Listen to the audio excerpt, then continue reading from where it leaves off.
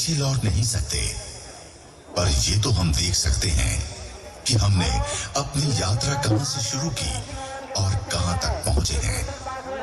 तो चलिए बिहार के इतिहास को समझने की कोशिश करते हैं।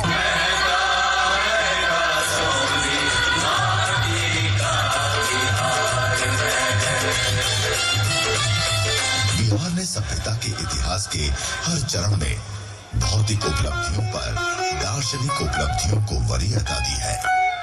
यही कारण है कि हर संक्रमण के दौर में लोगों ने बिहार की तरफ रुख किया है।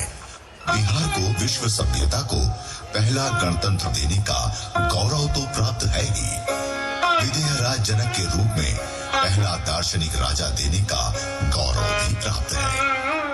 भारतीय परंपरा में जो षड दर्शन है, उनमें से 4 का सूत्रपात बिहार में ही हुआ। न्याय के आदि आचार्य थे गौतम, मीमांसा के प्रणेता थे जैमिनी, वैशेषिक के कणाद और सांख्य के आदि आचार्य थे कपिल। ये भी विश्व सभ्यता में एक अद्भुत उदाहरण है कि जिस बिहार में आस्तिक दर्शन का सूत्रपात हुआ, उसी भूमि पर जैन एवं बौद्ध जैसे अन्य धर्मों का सूत्रपात हुआ। वर्चस्ववादी संस्कृतियों के विरोध में यहाँ से आवाजें लगातार बुलंद। शताब्दियों पूर्व बिहार के ऋषि विश्वामित्र ने भारतीय सभ्यता और संस्कृति को तत्कालीन संकीर्ण और रूढ़ मानसिकता से ऊपर उठाकर एक नई चेतना दी। विश्वामित्र ऋग्वेद के अनेक मंत्रों के निर्माता थे। उनका आश्रम आज के बक्सर जिले में स्थित था। राम और लक्ष्मण को लेकर उत्तर बिहार में स्थित विदेह की सीता से मिलाने का काम विश्वामित्र ने ही किया। लोग जब अपने जीवन के सच, औचित्य, संवेदना और विडंबनाओं का प्रतिबिंब किसी व्यक्तित्व में पाने लगते हैं, तो उससे हद तोड़कर जुड़ने लगते हैं। सीता एक ऐसा ही व्यक्तित्व लेकर पैदा हुई। सीता ने अपने व्यक्तित्व के सातत्य से संपूर्ण नारी जगत को ये विश्वास दिया, जहां उसे कभी अग्नि परीक्षा नहीं देनी होगी।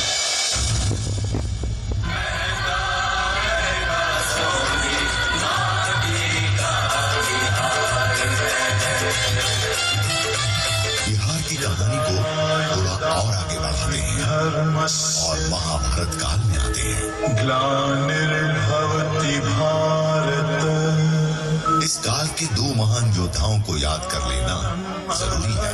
पहले मगध के जरासंध, जिन्होंने श्री कृष्ण को 17 बार पराजित किया और उन्हें मथुरा छोड़ द्वारका जाना पड़ा। और दूसरे अंगराज कर्ण, जो कि वर्तमान मुंगेर जनपद के राजा थे।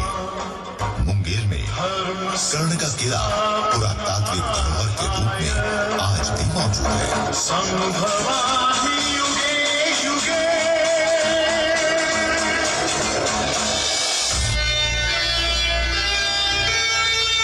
क्योंकि कर्ण किसी राजघराने के वारिस नहीं थे, इस कारण उन्हें पग पग पर अपमान का घूंट पीना पड़ा था।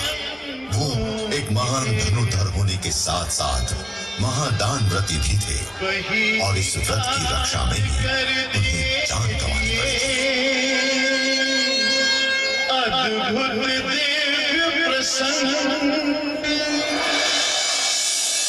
चलिए बिहार की कहानी को थोड़ा और आगे बढ़ाते हैं और महावीर और बुद्ध काल में पहुंचते हैं।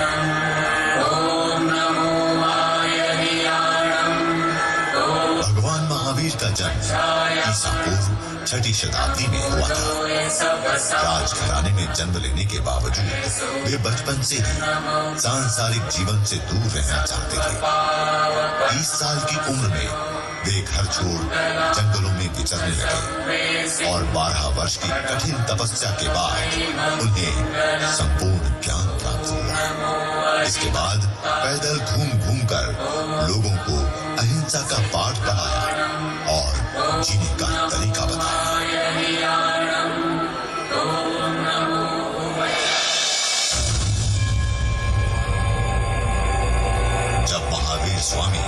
अनेकांतवाद की शिक्षा दे रहे थे।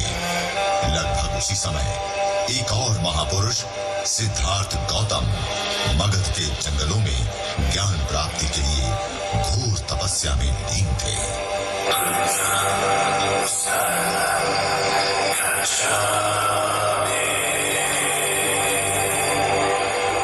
इतिहास इस बात पर मौन है, और हो सकता है महावीर और सिद्धार्थ गौतम मगध के जंगलों में एक दूसरे से मिले।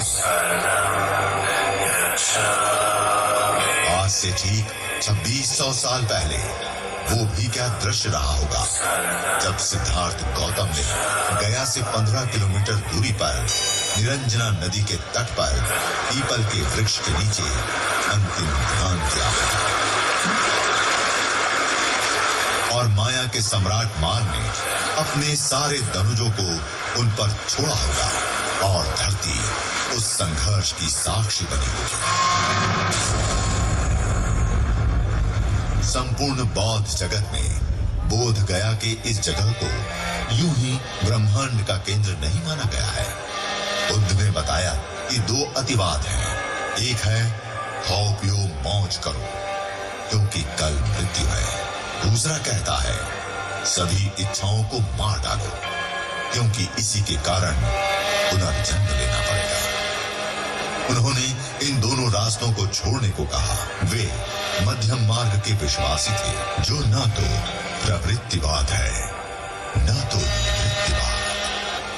मजे की बात कि ये वही वक्त था जब शुक्रात की वैचारिकता ग्रीक साम्राज्य की बुनियाद रख रही थी और बौद्ध चिंतन उसी समय मगध साम्राज्य की नींव गढ़ रहा था।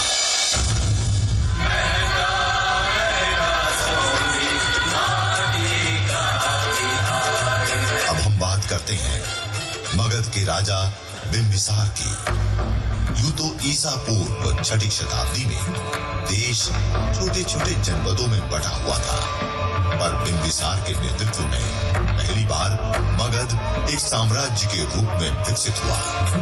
जैन और बौद्ध धर्म के लोग दोनों राजा बिंबिसार को अपने करीब मानते थे।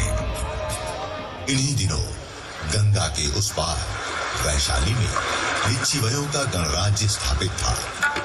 वहां की आम्रपाली अपनी सुंदरता, नृत्य कला, गायन वादन के लिए विश्व प्रसिद्ध थी। भरपूर वैभव के बावजूद उसने बुद्ध की शिष्या बनना स्वीकार किया और अपनी संपत्ति संघ को दान में दे दी। उधर राजनीति के क्षेत्र में बिंबिसार के पुत्र अजातशत्रु ने सामरिक दृष्टि को समझते हुए मगध की राजधानी को राजगीर से पाटलिपुत्र स्थानांतरित करने का फैसला किया और उसी समय राजगीर की सप्तर्णी गुफाओं में बुद्ध के 500 शिष्य 6 महीने की संगति के बाद त्रिपिटक का निर्माण कर रहे थे। बिहार की कहानी को और आगे बढ़ाते हैं और ईसा पूर्व 3री सदी के पाटलिपुत्र में पहुंचते हैं।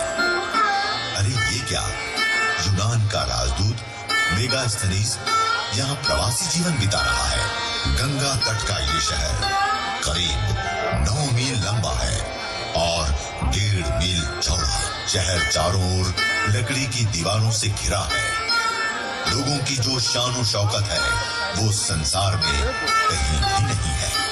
शासन की बागडोर चक्रवर्ती राजा चंद्रगुप्त मौर्य के हाथ में है और उनका मार्गदर्शन कर रही है महापंडित चाणक्य। चाणक्य अर्थशास्त्र लिख रहे हैं और चंद्रगुप्त उसका क्रियान्वयन कर रहे हैं। सिकंदर के आक्रमण को न केवल रोक लिया गया है बल्कि उसके सेनापति सेल्यूकस निकेटर को हराकर पुरु के हार का बदला भी ले लिया गया है। चलिए अब बात करते हैं उस शख्स की जो किसी को संत दिखाई देता है तो किसी को सम्राट, किसी को वो ऐसा विजेता दिखाई देता है जिसने विजय के दुष्परिणामों को देखकर उसे त्याग दिया हो, तो किसी को वो मनुष्यों को परखने वाला राजनीतिज्ञ। जी हाँ, हम बात कर रहे रहे हैं चक्रवर्ती राजा अशोक की। सोचिए, वो भी क्या परिवर्तन हुआ होगा जब शासन लिखित अभिलेखों पर चलना शुरू हुआ होगा। सैन्य शक्ति और कठोर प्रबंधनों की जगह एक संतुलित आचार व्यवहार की संहिता पर चलता हुआ शासन। उसने न केवल मनुष्यों के लिए संहिता बनवाई, बल्कि विश्व में पहली बार पशु पक्षियों के रखरखाव के भी नियम बनाए। जहां लोग दीवारों से साम्राज्य की सुरक्षा करते हैं, उसने अपने शासन का विस्तार 84,000 चैत्य एवं स्तूप बना कर दिया। अद्भुत थी राजा अशोक की सोच।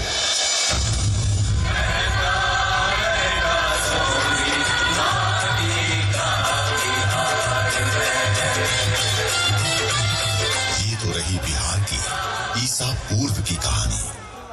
अब हम चलते हैं प्रथम शताब्दी के उस काल में, जब वाल्मीकि रामायण का पुनर्गान तथा महाभारत का पुनर्पाठ हो रहा था।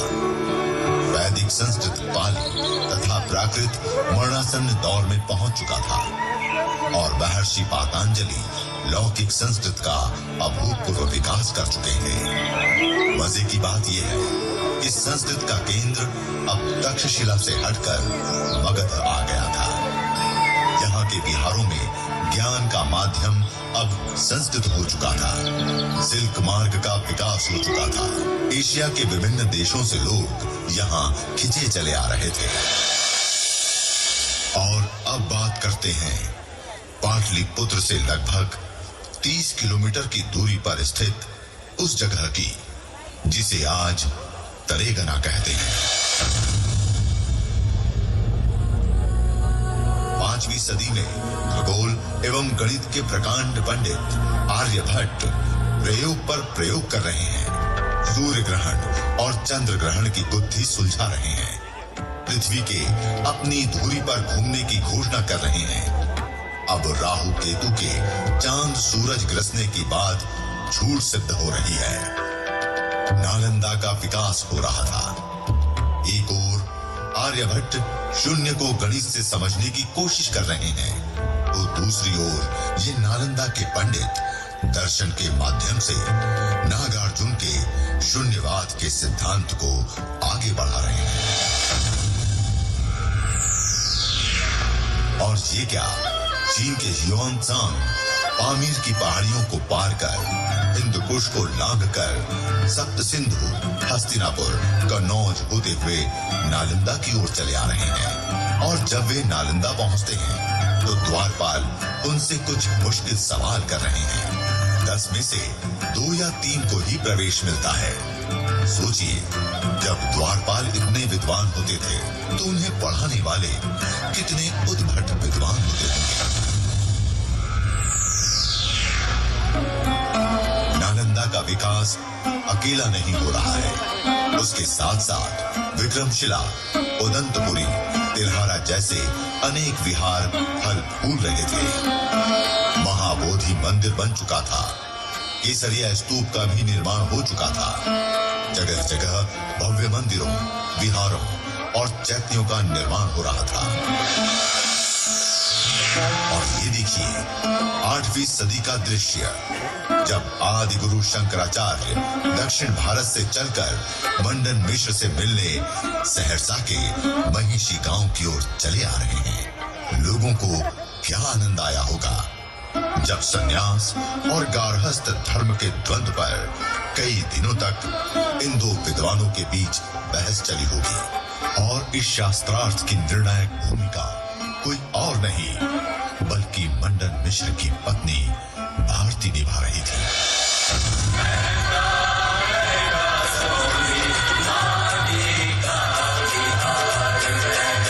बिहार में वो ताकत थी कि लोग हर तरफ से खिंचे चले आ रहे थे। और इसी सिलसिले में अगली कड़ी थी सूफी संतों की। में बादशाह है सो बिहार बिहारों का स्थान अब दरगाह खानकाह ले रहे थे। मनेर शरीफ, बिहार शरीफ, फुलवारी शरीफ जैसे कई पवित्र स्थलों का विकास हो रहा था और इस इलाके में इतने विहार बने हुए थे कि मुगल शासन काल में पूरे प्रदेश का नाम ही बिहार दिया गया।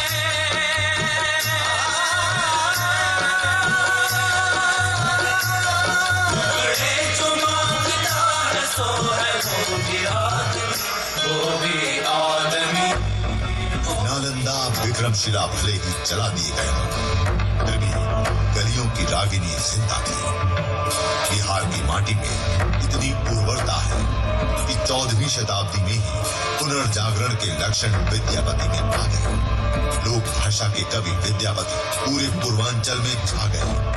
क्या नेपाल, क्या बंगाल, क्या आसाम, क्या उड़ीसा। चलिए अब बात करते हैं बिहार के उस लाल की जिसने 16वीं शताब्दी में दिल्ली की सल्तनत पर अपना परचम फहराया। वो न केवल युद्ध कौशल में महारत हासिल की बल्कि उससे भी ज्यादा कुशल शासक ढाका से पेशावर तक की सड़क, रोहतास का किला, पंजाब में झेलम का किला, दिल्ली का किला, पटना का किला, उसके अवधान ये कोई और नहीं पर शेर शाह सूरी थे। एक ओंकार सतनाम करता पुरख निर्भय। पटना में जन्मे गुरु गोविंद सिंह अकाल उस वक्त पटना में सूफी संत भीखन रहा करते थे। माँ गुजरी जब गोविंद राय को सूफी संत भीखन के पास ले गए और उन्होंने भविष्यवाणी की कि ये सूर्य जैसा तेजस्वी, वायु जैसा गतिमान और गंगा जैसा पवित्र होगा। सोचे सोच न हो वही जे सोची लखवार। आगे चलकर उन्होंने खालसा पंथ की शुरुआत की और 32 साल की उम्र में शहीद हो गए। आज भी पटना का तख्त सिख धर्मावलंबियों के लिए अकाल तख्त के ठीक बाद आता है। इसके बाद भारत में अंग्रेज राज स्थापित होने लगता है और अंग्रेजों के खिलाफ लोहा लेने में बिहार के लोगों का योगदान सर्वोपरि। इसकी शुरुआत करते हैं तिलका मांझी से, जिन्होंने 1780 1785 के बीच अंग्रेजों का भागलपुर के जंगलों में नाक में दम कर दिया था।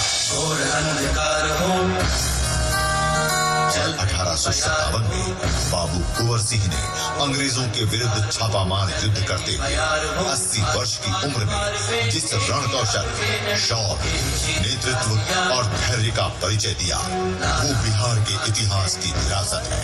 वे बिहार के लोकमानस में महानतम वीर सेनानी हैं।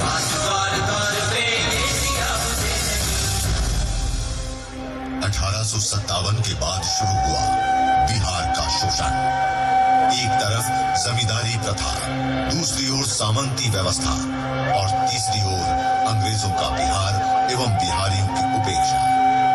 बिहारियों को न केवल राजकीय नौकरी से वंचित रखा गया बल्कि यहाँ आधुनिक शिक्षा और आधारभूत संरचना का विकास भी नहीं किया गया। बिहार के लोग बस ताकतवर मजदूर बनकर रह गए और शुरू हुआ इन मजदूरों का निर्यात। क्या सूरीनाम, क्या फ्रेंच गयाना, क्या दक्षिण अफ्रीका, क्या मॉरिशस और क्या फिजी, कहां नहीं भेजा गया बिहार के मजदूरों को। बिहार के ये लोग अपने प्रदेश के विकास को छोड़कर अंग्रेजों के उपनिवेशों का विकास करने लगे। क्या बीती होगी राह देखती बटोहियों और पत्थर तोड़ते उन परदेसियों पर। हालांकि एक खुशी की बात बता दूं कि बिहार के ये लोग अपनी मेहनत की बदौलत न केवल आगे बढ़े बल्कि वहां की शासन की बागडोर भी संभाले। कुछ बात है कि हस्ती मिटती नहीं हमारी।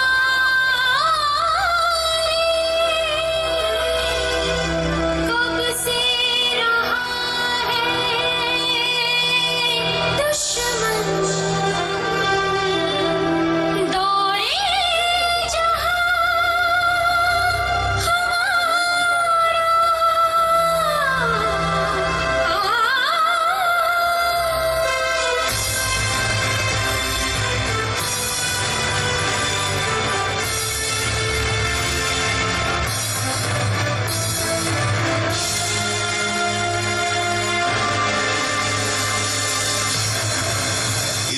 स्वतंत्रता संग्राम के लिए बिहार ने एक से एक क्रांतिकारियों को पैदा किया।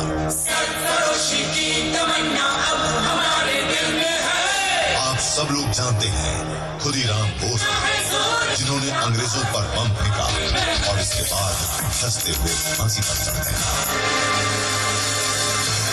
भारत में पहली बार 1917 में चंपारण की धरती पर सत्याग्रही गांधी का अवतरण हुआ और चंपारण का ये किसान आंदोलन महात्मा गांधी की नेतृत्वकारी क्षमता का प्रतिमान बन गया और इस क्रांति की पराकाष्ठा 11 अगस्त 1942 को पटना सचिवालय पर तिरंगा फहराने की कोशिश में अंग्रेजों की गोली से 7 किशोर शहीद हुए। बिहार के सपूतों की ये शहादत समूचे विश्व में अपने तरह का अकेला उदाहरण है।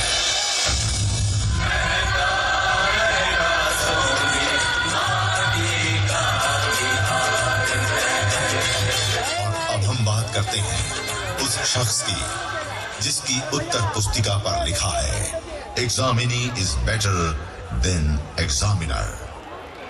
जी हाँ, हम बात कर रहे हैं देश रत्न डॉक्टर राजेंद्र प्रसाद की, प्रतिभा के सेनानी, अथक जनसेवा के संकल्पी, अद्वितीय गद्यकार, संविधान सभा के अध्यक्ष और 2 बार बने भारत के राष्ट्रपति, सचमुच एकमात्र हैं।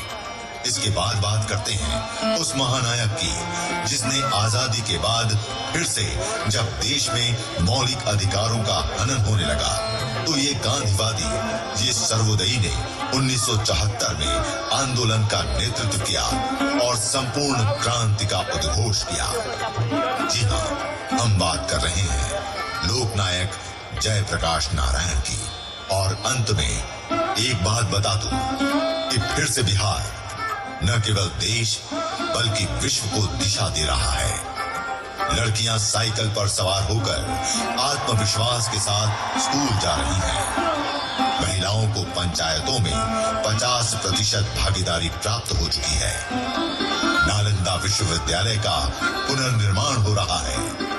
बिहार के लोग जाग रहे हैं, अपने हक की लड़ाई लड़ने लगे हैं और वो दिन दूर नहीं जब बिहार फिर से संसार को शांति और समृद्धि का मार्गदर्शन कराएगा।